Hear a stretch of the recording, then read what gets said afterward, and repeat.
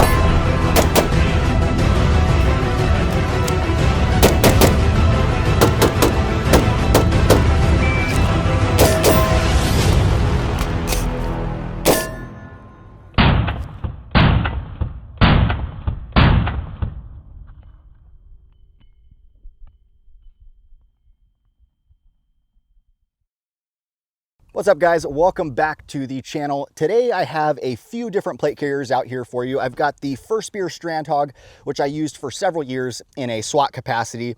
And then I wanted something a little bit more minimalistic. So I picked up the Crye JPC. This is the 1.0 version. It was the only one that was available at the time that I actually picked it up.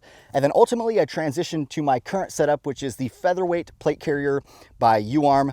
And this is going to be the focus of today's video, the featherweight, along with kind of how I have it set up. But I did want to bring these other carriers out here just to show you the evolution of how I ended up where I actually did with my plate carrier. Now, to be honest with you guys, pretty much all industry leading plate carriers are good.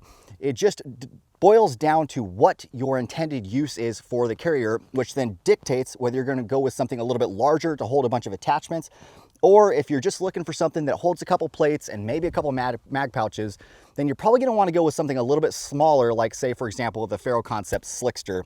For me, I'm looking for that happy medium. I want something that's large enough to hold all of the necessary attachments that I need, but it's not too big to where it becomes kind of a burden and somewhat cumbersome. Now, for the sake of disclosure, UARM did send me out this plate carrier, but I already have more plate carriers than I need, and I'm only interested in giving you guys honest feedback. And I've had this for a few months, so I'm feeling confident I can give at least a good and accurate initial impressions of it. It retails for $260 on their website, and that is if you just buy it as a standalone plate carrier with no other attachments to it. And it's made of laser cut Cordura, which is very, very similar to what you would see on the First Spear Strandhogg. And the website states the material is made of NIR, which is near infrared, which apparently is supposed to reduce your heat signature. Does it reduce your heat signature, and to what degree? Honestly, I don't know. I just didn't test that out. Now, you'll notice the front of the carrier has no MOLLE on the bottom half of that. It's just Velcro. UARM sells separate chest rigs that are just MOLLE, and they actually attach to the plate carrier, and they run about $50. So if you bought them together, it would bump the price up to about $300 for the full unit with MOLLE on the front. And the thought process behind that is, rather than having multiple plate carriers for different situations, you have one plate carrier, one set of plates, and then a bunch of different or a couple different chest rigs, and you can kind of swap them out depending on what your intended use is for the day. Now, you'll notice the shoulder straps and the cummerbund detached by rock tubes. I actually way prefer rock tubes over Velcro, which the JPC has. I used the tube system on the First Spear for several years, and the reason I like it so much is because you size it that one time when you first get it, and you don't have to worry about it again. It fits exactly the same every single time. You just click them into place. Unless, say, for example, you change your diet and you gain 20 pounds or something, or you're wearing like a big bulky jacket. Other than that, the tube system, in my opinion, this is just personal preference, I like it a lot more than Velcro.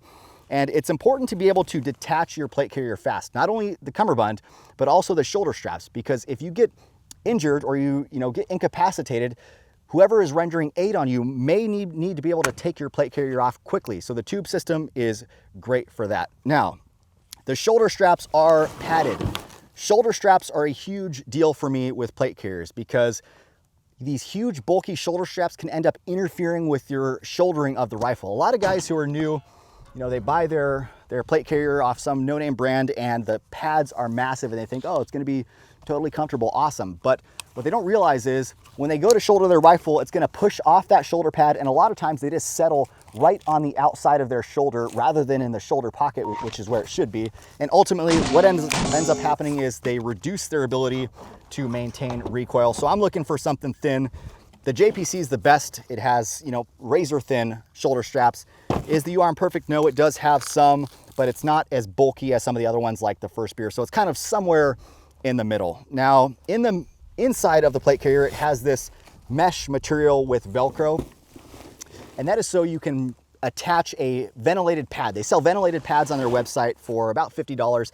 I don't have it on mine because that's not really an issue for me, but if you are a big Goliath of a dude who overheats quickly, that may be an important purchase for you. Now guys, before we move on, I know I said I was gonna be talking all about plate carriers, but there's probably a lot of newer people out there who don't know anything about plates, and it's important to understand plates because that's the whole purpose of a plate carrier. So I wanna talk briefly about the plates that I do have so you don't waste your money getting something garbage and end up having to go with a different plate later down the road. So on the inside of my plate carrier, I have Hesco L210s. These are single curve polyurethane plates designed to stop the majority of calibers that you're going to encounter. But what they're not considered is level 3 or level 4. But all that really means is in order to get that rating, NIJ requires that the plate go through a testing process and stop M80. This didn't go through that process to actually get that level 3 rating. It's called a special threat plate.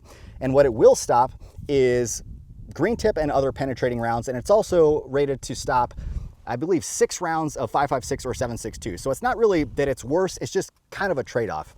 Now, one common mistake I'll see people make when they get their plates, although they have probably the right size plate, they're not fitting it right in their plate carrier. The plate carrier is seated wrong on their body, so the position of the plate is wrong on their body. They're designed to cover your vital organs. That's the whole purpose of a plate. So they should sit where the top is right around your clavicle, the bottom is around your belly button, and then nipple to nipple for the sides. And another problem I see guys do is although they may put it right in that perfect position in the front, what they don't realize is the back is sitting way low, so they're off center, and if it were to get shot from behind, their vital organs are exposed. What you want is your plates to be level with one another, so they're covering your vital organs from both the back and from the front. So the way to do that is just make sure your shoulder straps are positioned correctly so you have both your front and your back covered correctly.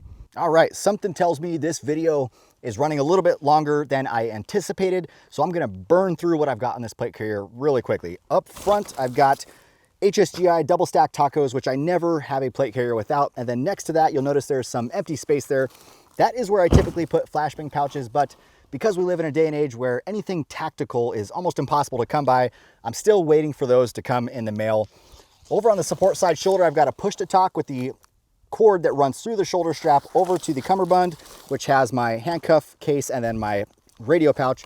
And then on the back of this plate carrier does have a grab handle like most plate carriers do. So if you have to bail a buddy out of a bad situation, you can grab onto that, drag him out. I have a Haley Strategic flat pack attached directly to my plate carrier. And you'll notice it's in Ranger Green. My plate carrier is in multicam. And my whole setup looks like I got it out of a SWAT meet. That is because I stole everything off my Ranger Green First Spear Strandhogg and put it on that, and I can't get anything in multicam right now. Again, same reasons. Everything's very difficult to find. One thing you should note about if you attach a pack directly to the back of your plate carrier is you're probably not going to be able to grab the items out of the pack itself. So if you're planning on being alone most of the time, this might not be the best idea for you. For me, it works because I've always been used to having a buddy around me who could go in there and grab things out for me. That might not be ideal for you. Guys, thank you for tuning in. I know this has been somewhat of a long video, but I appreciate you sticking around this long. Do not forget to hit the subscribe button. Let me know in the comments below what plate carrier you are running. I appreciate your support, and I'll see you in the next one.